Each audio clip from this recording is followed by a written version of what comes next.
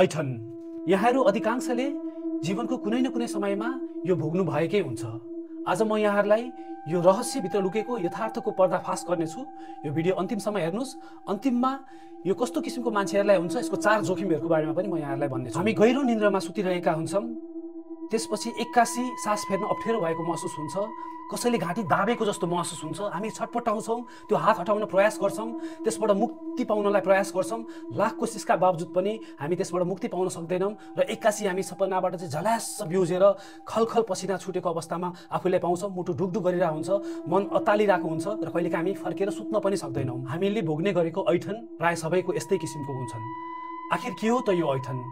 यसलाई मेडिकल भाषामा obstructive sleep apnoea भनेर भनिन्छ, अथवा सुतिरहेको अवस्थामा चाहिँ अकस्मात सास रोकिने हुन्छ। यो कसरी हुन्छ त?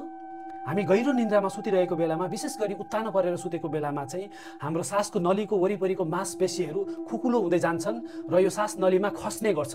त्यो हुनाले चाहिँ सासका नलीहरू चाहिँ आंशिक रूपमा चाहिँ बन्द हुन्छ र यसको कारणले चाहिँ यस्तो मान्छेहरू चाहिँ घुर गरेर घुर्छन् पनि र बेसी बन्द भएको खण्डमा चाहिँ सास फेर्न एकदमै गाह्रो भएर चाहिँ अकस्मात निन्द्राबाट झस्किएर बिउजिन्छन्।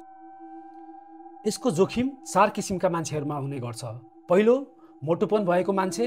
दोस्रो, छोटो र मोटो घाँटी भएको मान्छेहरूमा हुने गर्छ। तेस्रो, अत्याधिक धुम्रपान मद्यपान गर्ने र कुनै प्रयोजनको लागि चाहिँ निन्द्राको औषधि खाने मान्छेहरूमा हुन्छ।